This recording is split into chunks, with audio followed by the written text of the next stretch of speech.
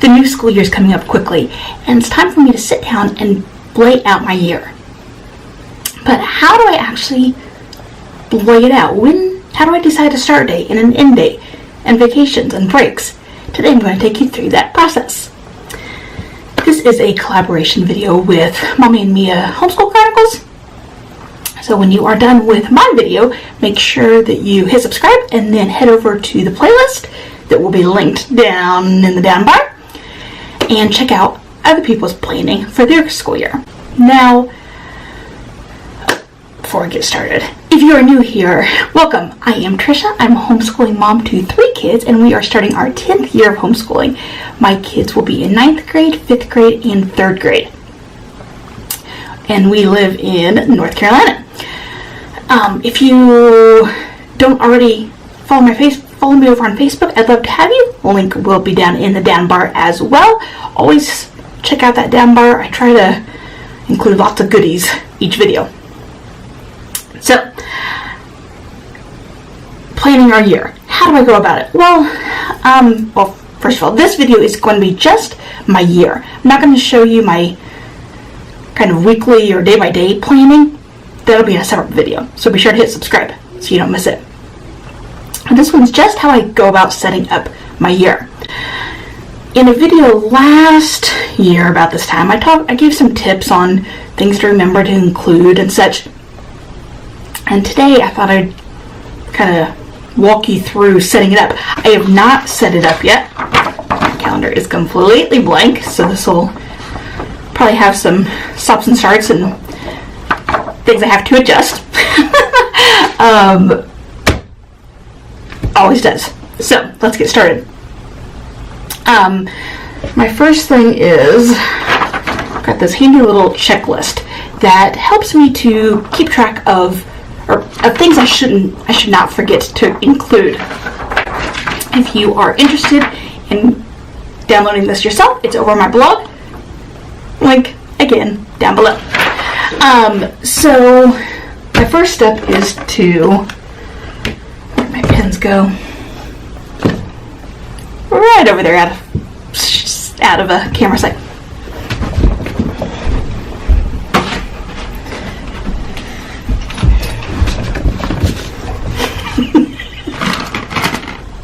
My pens.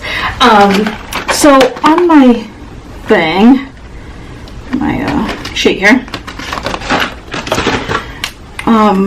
I'm just going to go down and mark down the different days, things that I need to include.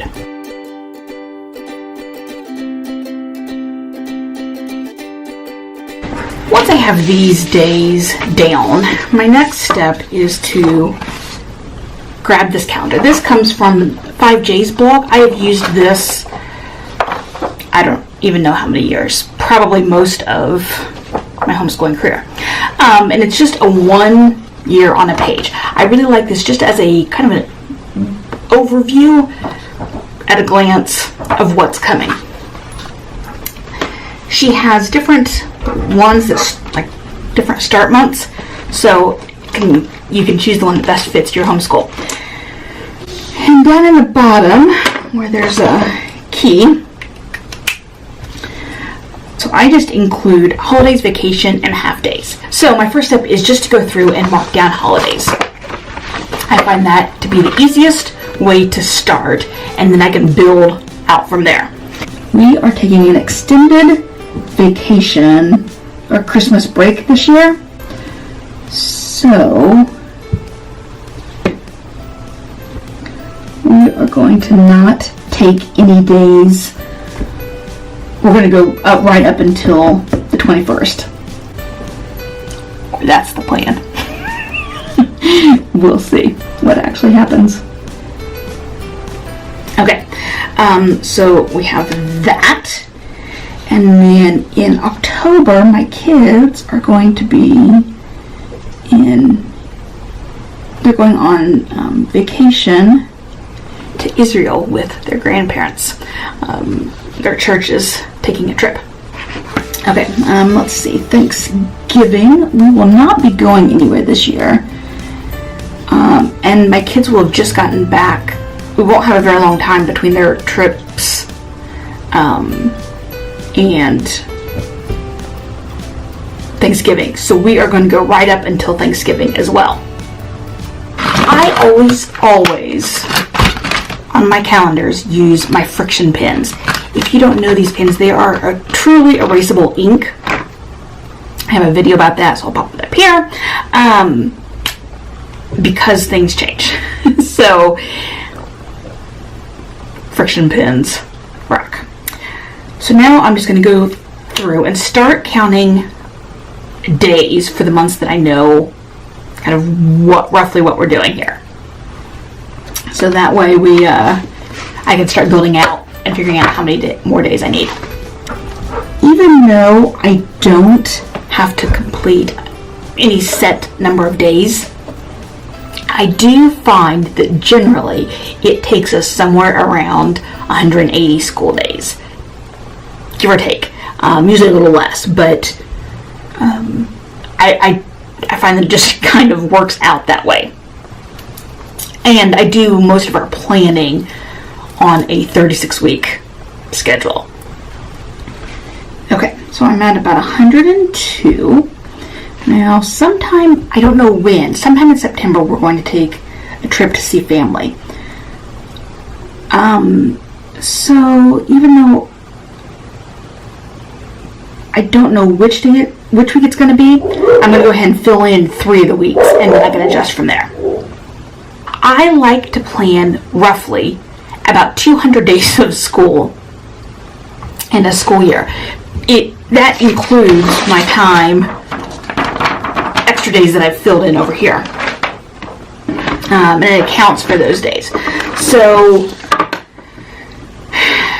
this year is going to be a tight one. We have some constraints. We have a chance that we will be moving next May or June. So there's a lot that's kind of unknown. So I am scheduling less days than I usually do. We were just going to have to be on top of it this year. Yeah, because we don't know what it's going to bring as far as moving and such. I know that in March we will have a couple days where we're just going to be off on a Friday because we're going to need it for a spring break type of thing. But we don't have the time to do a full day or a full week off or anything. So I'm just going to schedule 2 Fridays will be off, and again that can change. Okay, so that means we're pushing it. That brings us to 135, and I have not scheduled August yet. This is not looking good. Okay. So, August.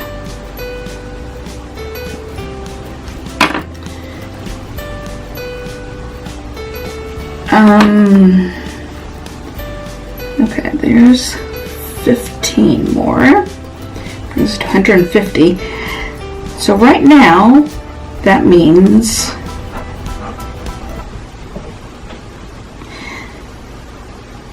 that May, see, this is what happens. Man.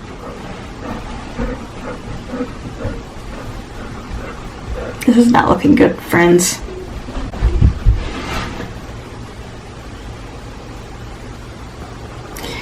If we have to move next year, we are in real trouble.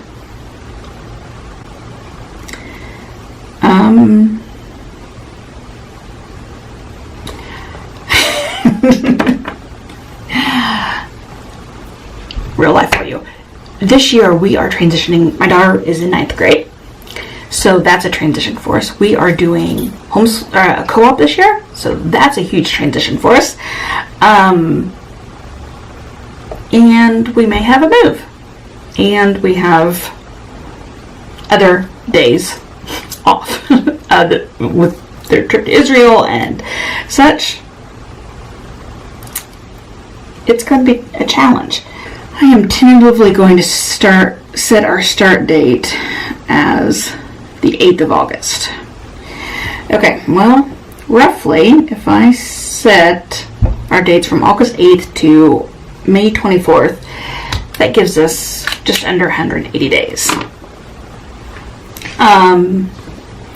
I am counting their Israel trip as kind of some school days, a few of them, because they're going to be obviously learning. I mean, that's the kind of field trip that is far better than anything I could provide locally. And that's going to count as part of Elizabeth's. She's doing a history of religions. I'm not sure the title of it yet. We've got a history of religions class for her. Yeah, friends, this is going to be a tough year.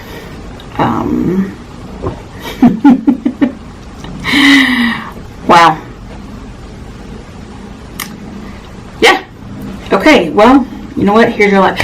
Because here's the other part of it, is that if we move, it's going to be most likely somewhere in May or June. If we aren't moving until July, we're safe because we can just go into June if we need to. But, so that's that part. I was hoping after this video, I'd feel all nice and kind of relaxed and put together that I had this done. Now I'm feeling way more stressed than I anticipated. This goes at the front of my binder. My very first video was a walkthrough of my binder. I will have that linked. But I am going to be doing an updated walkthrough of it, so if you are interested, be sure to hit subscribe. So after I have this part completed, then I go on to planning out the months in a little more detail. And for that, I hop on Word or Excel and grab a free template. If I can find, like, if there's a name for the one I have, I will let you know. I'll put it down there. I just go into find a template and search for calendars and then do that. Once I get that, I like to make them a little more pretty, so I change the font and I add some colors. I do different colors for each month. And I change which calendar I use each year. I like one that starts on a Monday, so I always look for that. And you'll be able to put in, like, automatically choose the month and the year, and then it fills it all in for you. So you're not actually making a calendar. And then I will go into the days and start typing in what I know is going on. So the days we have co-op, the days my daughter has her online classes, holidays, any days that I know will be days off, vacation, that sort of thing. You know, it just occurred to me, I have never shaded, like, days off, like, for holidays and stuff. I should do that. That would be helpful.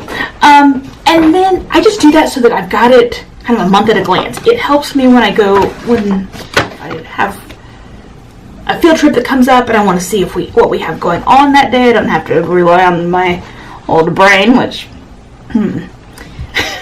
more than once I've double booked this. That sort of thing. It's helpful for me.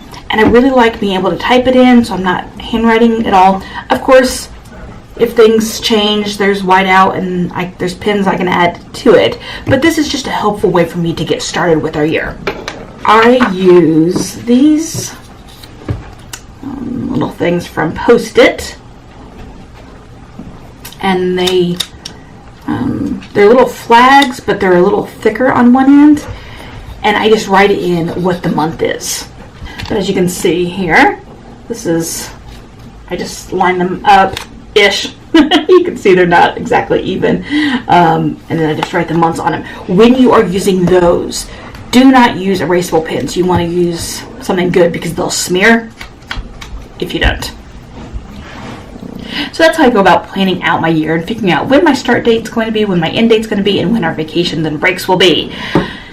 Like I said, this year's kind of a off year for us. Actually, honestly, most years are. As a military family, it changes because we move so often, and my husband's, the dates he can be off and when he's traveling and such dictate our schedule. If you are interested in the checklist that I showed you, you can click on the screen right now to head over to my blog and get it. Don't forget to subscribe and visit the playlist. Thanks for watching.